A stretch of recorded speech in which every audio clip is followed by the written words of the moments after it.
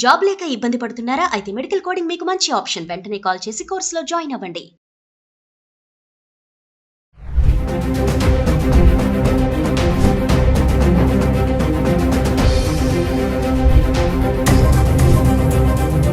Hello viewers, welcome back to Suman TV. The great grandson freedom fighter Kanneganti Hanumantrao garu PhD in American Studies, అమెరికాలో ఉన్నటువంటి 12 యూనివర్సిటీస్లో expertise, అంతేకాకుండా centre for human security studies founder and executive director Ramesh Kanneganti గారు మనతో పాటు ఉన్నారు. సార్తో మాట్లాడదాం. నమస్తే సార్. నమస్తే నవీన గారు. నమస్తే సార్. ఇప్పుడు కెనడా కూడా ఒక బర్నింగ్ టాపిక్ అయిపోయింది. అంటే ట్రంప్ ఎఫెక్ట్ ఏదైతే ఉందో అది కెనడా మీద కూడా పడింది అనుకోవచ్చు. ఇమీడియట్గా అక్కడ ఉన్నటువంటి మన ఇండియన్ స్టూడెంట్స్ని డిపోర్ట్ చేసేస్తున్నారు.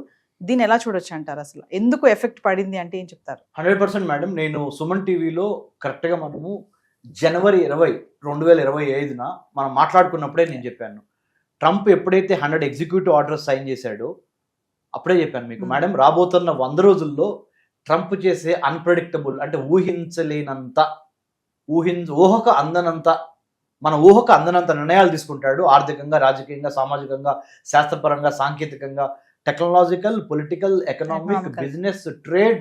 Trump is going to create his own mark.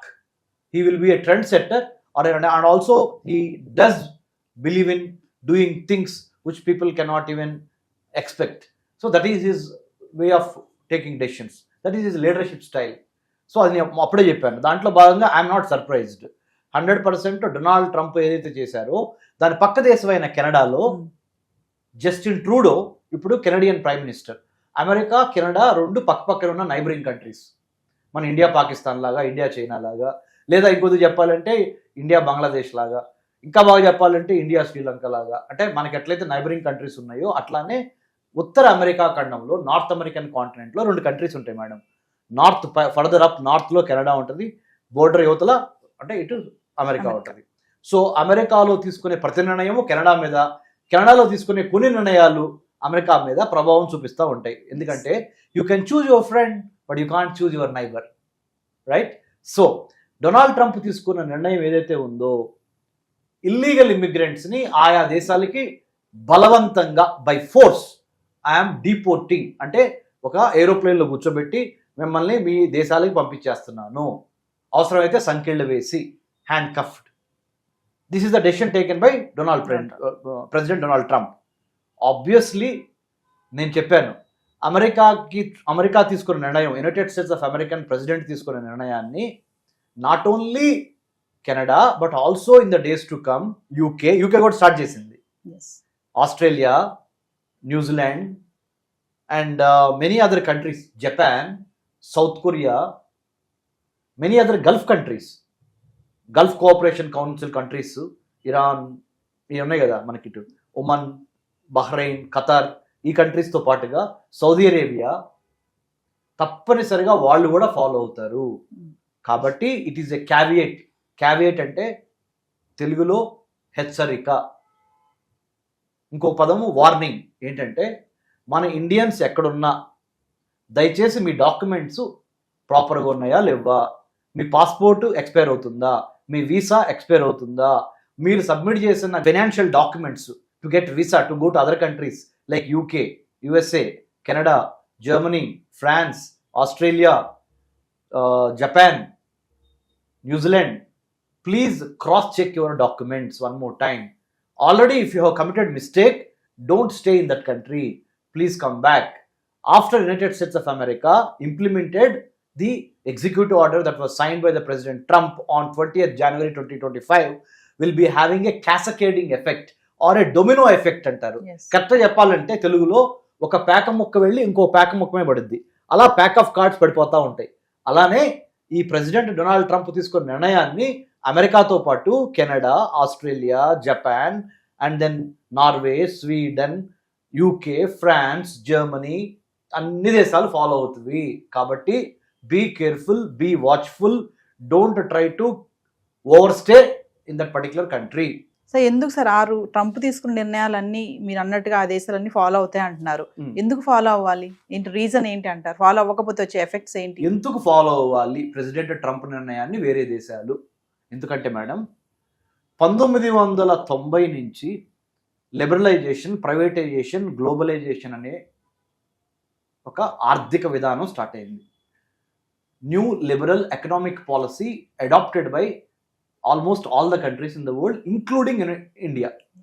అప్పుడు మనకి మన తెలంగాణ, ఇప్పుడు తెలంగాణ, అప్పుడు మన ఆంధ్ర ముద్దుబిడ్డ, ఇప్పుడు తెలంగాణ ముద్దుబిడ్డ అని మీరు అనొచ్చు. పాములపర్తి, శ్రీ పాములపర్తి వెంకట మన నరసింహారావు గారు, పివి నరసింహారావు గారు, ఆయన వంగర గ్రామము, మరి ఇక్కడ మన తెలంగాణలో ఇక్కడ పుట్టి పెరిగిన ఆయన భారతదేశానికి 1991 నుంచి 96 మధ్య ఆయన ప్రైమ్ మినిస్టర్గా ఉన్నారు. అతి కీలకమైన దశ భారతదేశానికి, భారతదేశ దిశ మార్చిన కీలక సంవత్సరాలు ఇవి.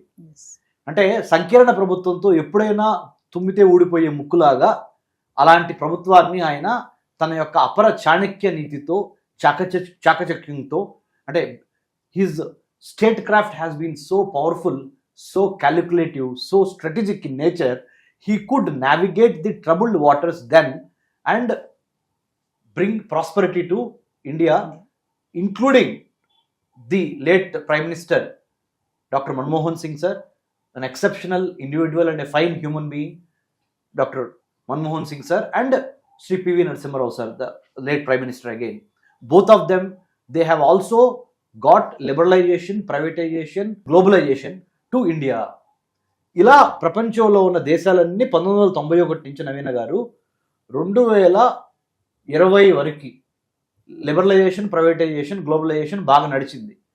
ఎప్పుడైతే కోవిడ్ వచ్చిందో, కరోనా వైరస్ 2019లో లాస్ట్లో స్టార్ట్ అయ్యి 2020, 2021 వరకు, 2022 వరకు తన ఎఫెక్ట్ని చూపించిందో, ప్రపంచ దేశాల్లో ఒక రకంగా లోకలైజేషన్ అనేది ఎక్కువైంది.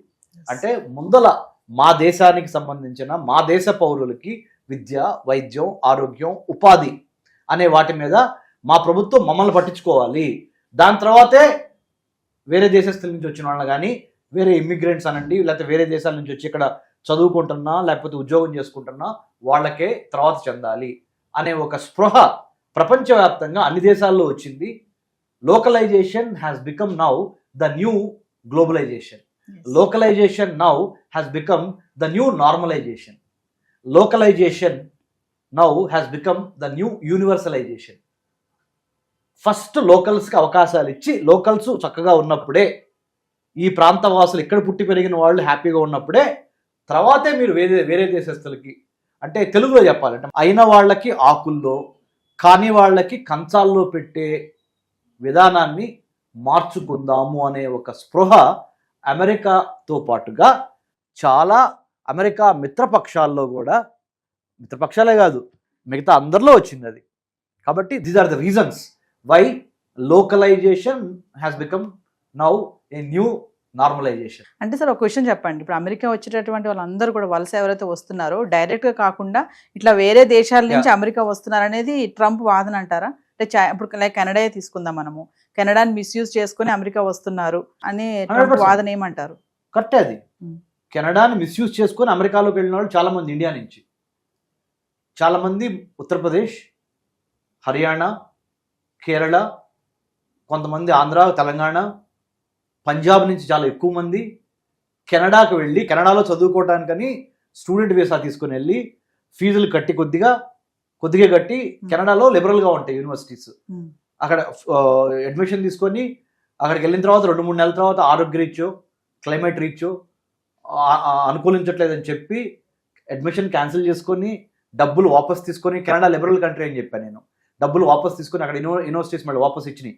ఆ డబ్బులతో మధ్యవర్తుల్ని, దళారుల్ని నమ్మి అమెరికాకి కెనడాకి ఉన్న బోర్డర్ దాటి అమెరికాలో ప్రవేశించినప్పుడు అమెరికాలో ఉన్న United states customs and immigration service కానీ, ఐస్ అంటే మన కస్టమ్స్ ఎన్ఫోర్స్మెంట్ ఏజెన్సీ అంటారు అమెరికాలో, అది కానీ పట్టుకోవడం జరిగింది, ఇన్వెస్టిగేషన్ చేయడం జరిగింది. వాళ్ళకి అర్థమైంది ఏంటంటే ఇండియా నుంచి టౌట్స్, దళారులు, మధ్యవర్తులు, బ్రోకర్లు మీరు ఏవైనానండి వాళ్ళని పట్టుకొని, అంటే కరెక్ట్ ఇంటెన్షన్స్తో కాకుండా, మంచి ఇంటెన్షన్తో కాకుండా, మంచి ఉద్దేశంతో కాకుండా తీసుకున్న వీసా ఒకటి లోపలికి చొరబడి వేరే పనులు చేయడం అనేది దొరికింది. కాబట్టి ప్రెసిడెంట్ ట్రంప్ తన నిర్ణయాన్ని మార్చుకున్నాడు. ఏమని? కెనడా బోర్డర్ని స్ట్రెంగ్థెన్ చేయటం, కెనడాకి అమెరికాకి ఉన్న బోర్డర్ని, తర్వాత మెక్సికో నుంచి కూడా చాలా మంది లోపలికి వస్తున్నారు, దాన్ని స్ట్రెంగ్థన్ చేయటము, వాల్ కడతాము, యుఎస్ మెక్సికో మధ్య మెక్సికో మధ్య. వాల్ కడతాము. కెనడాని ఏమంటున్నాడు, అవసరమైతే నువ్వు చాలా వరకు నీ యొక్క సెక్యూరిటీ మేము చూస్తున్నాం కాబట్టి, నువ్వు డబ్బులు ఇవ్వట్లేదు కాబట్టి, నార్త్ అట్లాంటిక్ ట్రీటీ ఆర్గనైజేషన్ కానీ ఇంకోటి కానీ దాంట్లో మేము we're protecting you Canada. You don't have very good standing army, you don't have very good arms ammunitions and other technology. We're taking care of you, but you are not paying anything to us. Let's do one thing. రాజ్యంగా మీరు బతకాల్సిన అవసరం లేదు. You don't need to be an independent country. Be part of America as a 51st state of United States of America. మాలో కలవండి. America సంయుక్త రాష్ట్రాలు 50 ఉన్నాయి కదా, మీరు 51వ రాష్ట్రం అండి. మీ మంచి చెడు మేము చూసుకుంటాం. ఎదురు మీరు మాకేం డబ్బులు కట్టట్లేదు కదా, మీ గురించి మేమే పట్టించుకుంటున్నాం కదా, మీ మీద యుద్ధం జరిగితే మేము పోరాడడానికి రెడీగా ఉన్నాం కదా అని డొనాల్డ్ ట్రంప్ ఆ విధంగా కూడా కెనడియన్ ప్రైమ్ మినిస్టర్ జస్టిన్ ట్రూడోకి మొహమ్మద్ చెప్పేశాడు. కెనడియన్ ప్రైమ్ మినిస్టర్ జస్టిన్ ట్రూడోకి మొహమ్మద్ చెప్పాడయ్యా, నువ్వు నీ దేశాన్ని కాపాడుకోవటంలో ఫెయిల్ అవుతున్నావు, దయచేసి మా 51వ అమెరికా సంయుక్త రాష్ట్రంగా కా అని చెప్పాడు. Of course Canadians they are not happy about it. They strictly oppose whatever Trump has said. So we have to wait and see what will happen. But నేను చెప్తుంది ఏంటంటే, కెనడాని వాడుకొని భారతీయులు వేరే దేశాల వాళ్ళు కూడా కెనడాలో అడ్మిషన్స్ తీసుకొని కెనడాలో వ్యాపారం అని చెప్పి వెళ్ళి కొన్నాళ్ళు ఉండిన తర్వాత అక్కడి నుంచి అమెరికాకు వెళ్ళటం అనేది ఫైనల్ డెస్టినేషన్గా చేసుకున్న మాట వాస్తవము. దొంగ లెక్కలు, దొంగ పత్రాలు, దొంగ పేపర్ డాక్యుమెంటేషను చూపించిన మాట వాస్తవము. కాబట్టి ప్రెసిడెంట్ ట్రంప్ అట్లా రియాక్ట్ అయ్యాడు. Thank you thank you Naveen గారు.